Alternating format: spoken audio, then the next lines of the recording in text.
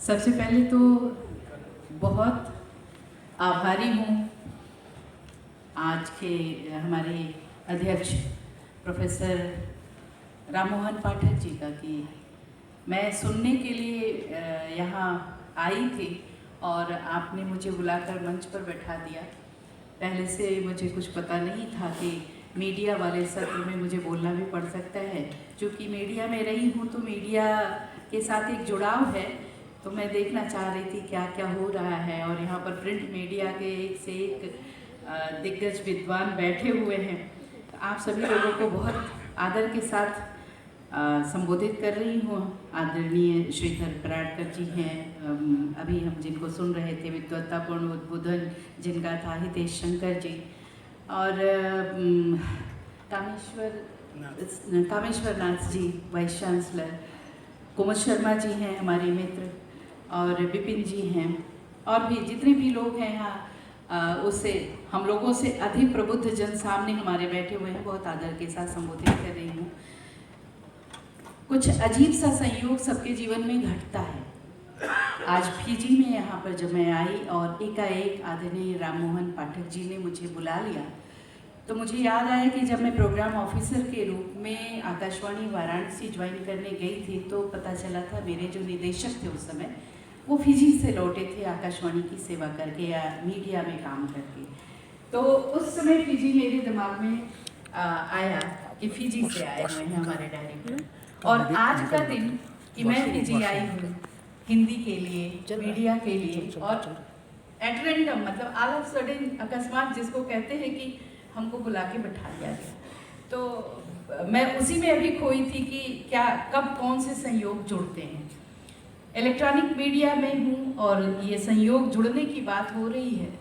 तो भारत में जो तकनीक है, जो मीडिया है, वो हमें लगता है कि बहुत प्राचीन काल से ही है। एक बहुत छोटा सा उदाहरण इलेक्ट्रॉनिक मीडिया का, पहले हम लोगों को लगता था कि एक अपोल कल्पना है, पूरे विश्व को लगता था जब लोग कहते थे कि संजय की आंखों से धृतराष्ट्र ने सब कुछ देखा था कुरुक्षेत्र में। तो हमें आश्चर्य होता था या लोगों को व्यंग लगता था कि इन लोगों के साहित्य में, प्राचीन साहित्य में अजीब अजीब चीज़ें भरी पड़ी हैं। लेकिन जब टीवी का आविष्कार हुआ और हम घर बैठे लंदन से और कहाँ कहाँ से जुड़ गए, तो लगा कि हमारा जो प्राचीन साहित्य है वो उसके जो तथ्य हैं, जो कथ्य हैं, उसको डिकोड करने की आवश्यकता है। आज भी बहुत कुछ अमूल्य, बहुत कुछ जो जिसकी विरासत को हमको संभालना है वो हमें मिल जाएगा वहाँ पर हमारे प्राचीन साहित्य में। एक उसका छोटा सा उदाहरण हम देखते हैं कि भागवत पुराण में एक कथा आती है जहाँ कंस अपनी बहन देवकी को विदा करा के ले जा रहा है, तो आकाशवाणी होती है कि जिस बहन को इतने प्यार से तू विदा करा के ले जा रहा है उसी के 8वें संतान से तेरा वध होगा। ये मीडिया का जो निष्पक्ष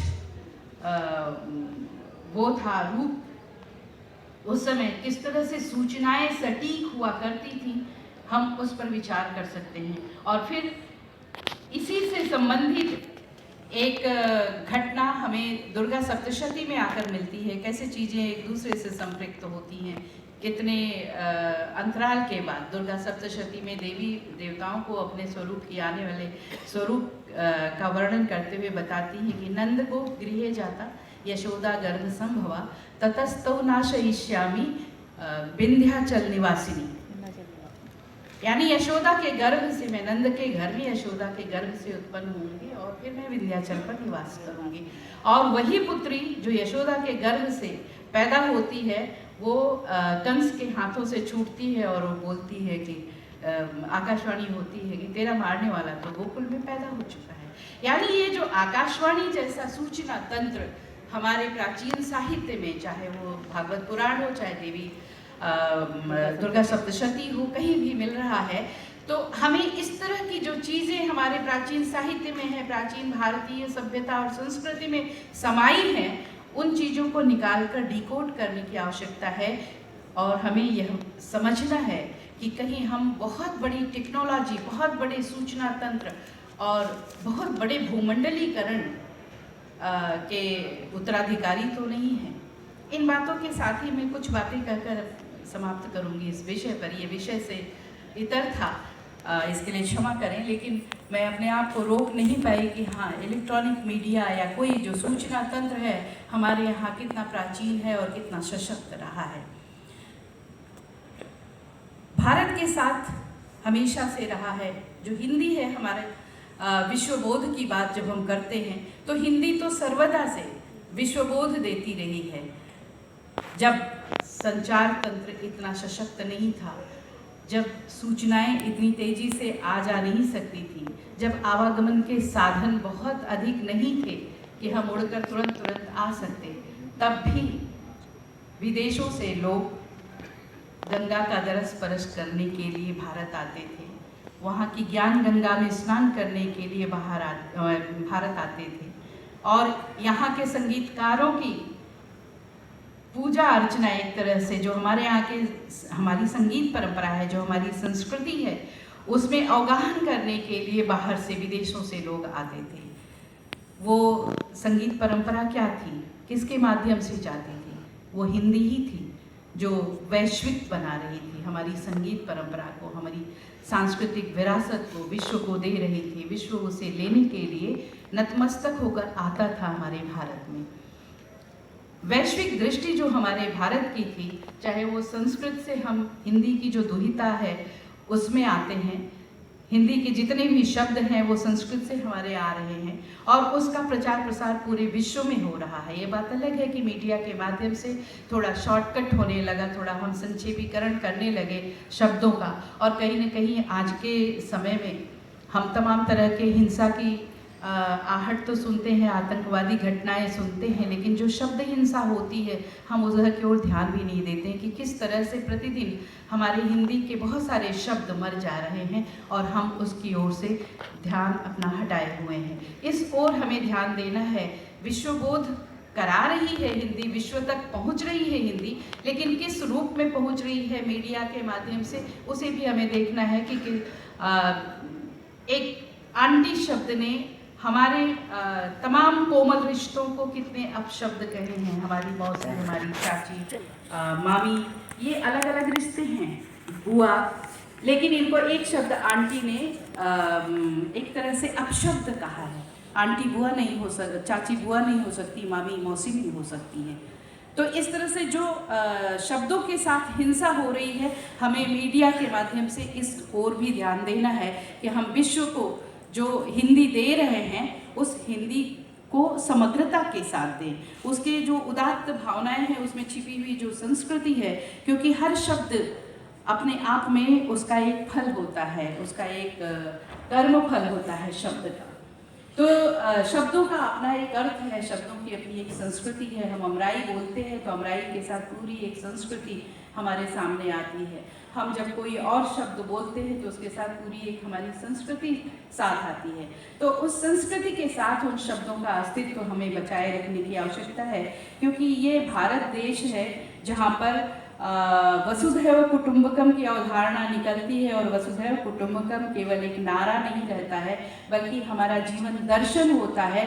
हमारे लिए आकाश पिता होता है, धरती माँ होती है, हम लोग बिल्ली को भी मौसी कहते हैं, कौवा भी आदरणीय हो जाता है पितृपक्ष में। तमाम हमारे पूरे सृष्टि के साथ हमारा एक नाता जुड़ता है, एक कोमल रिश्ता बनता है, एक मानवीय संवेदना के साथ हम जुड़ते हैं पूरे सृष्टि के साथ। इसलिए उस मानवीय दृष्टिकोण को ध्यान में रखते हुए मीडिया को पूरे विश्व के साथ हिंदी को जोड़ने की आवश्यकता है।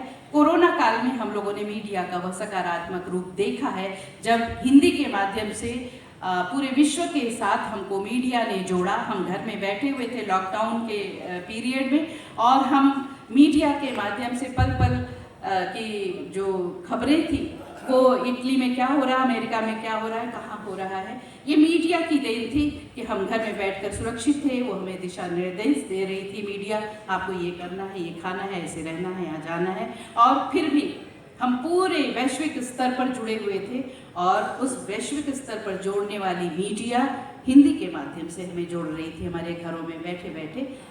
तो उस विश्वबोध वाली भाषा हिंदी को लेकर हम यहाँ फीजी में आए हुए हैं। पूरे विश्व में हम उस हिंदी के माध्यम से ही पूरे विश्व में जा रहे हैं। आगे आने वाले समय में हो सकता है जापान जाए, अमेरिका जाए, कहाँ कहाँ जाए हिंदी को लेकर। वो हिंदी है जो हमें विश्व के साथ जोड़ रही है, वह मीडिया है जो हमें हिंदी के साथ जोड़ रही है। तो मीडिया के अस्तित्व को भी हमें बनाए रखना है और हिंदी के शब्दों को, उनकी संस्कृति को भी हमें बचाए रखना है, भाषा के संस्कार को बचाए रखना है।